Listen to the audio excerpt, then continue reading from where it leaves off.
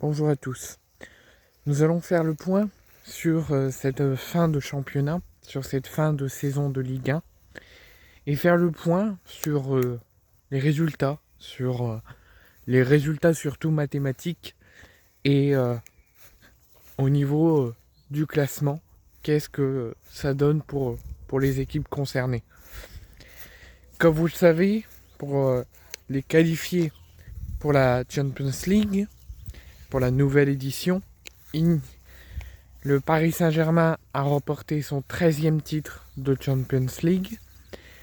et donc participera à la prochaine Ligue des Champions. L'Olympique de Marseille a sécurisé sa deuxième place après sa victoire contre Rennes et après avoir validé la qualification en Champions League le week-end dernier sur le terrain du Havre et s'est qualifié en même temps pour la finale du Trophée des Champions à la fin de l'été, juste avant le démarrage de la nouvelle saison,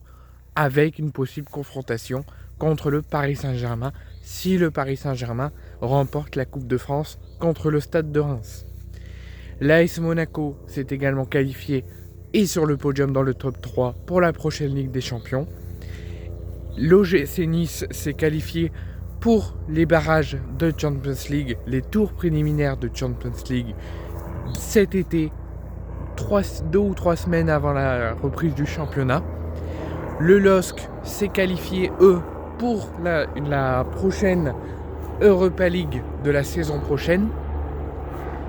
en s'imposant 2-1 contre le Stade de Reims et en finissant 4e. Et l'Olympique Lyonnais s'est qualifié pour l'Europa Conference League en terminant à la 5e position, juste devant Strasbourg qui finit 6e avec cette défaite contre le Havre. Et l'Olympique Lyonnais, sauf gros coup de massue de la DNCG, une relégation et une exclusion de toute Coupe d'Europe, et selon le résultat de la finale de Coupe de France de Lyon, du Paris Saint-Germain contre le Stade de Reims, l'Olympique Lyonnais s'est qualifié pour l'Europa Conference League qu'ils disputeront la saison prochaine sous Paulo Fonseca et sous une nouvelle ère avec le départ de Alexandre Lacazette et de Ryan Cherki. Au niveau des relégations, la Ligue 2 étant terminée, les barrages accession et relégation étant déjà démarrés, on connaît un petit peu plus puisque l'AS Saint-Etienne et Montpellier, eux, sont d'ores et déjà sûrs d'évoluer en Ligue 2 la saison prochaine. Et nous avons malheureusement le Stade de Reims qui pourrait,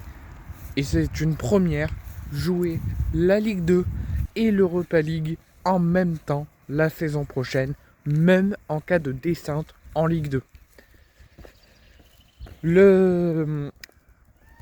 Dunkerque, au niveau des barrages d'accession à la Ligue 1, Dunkerque a éliminé Guingamp pour le premier play-off, c'est-à-dire que Guingamp évoluera toujours en Ligue 2 la saison prochaine. Dunkerque s'étant qualifié pour le deuxième play-off, mais qui l'ont malheureusement perdu sur le terrain de Metz il y a 2 jours. Donc Metz recevra le Stade de Reims pour les barrages d'accession à la Ligue 1 et Metz jouera la montée et Reims évitera la descente.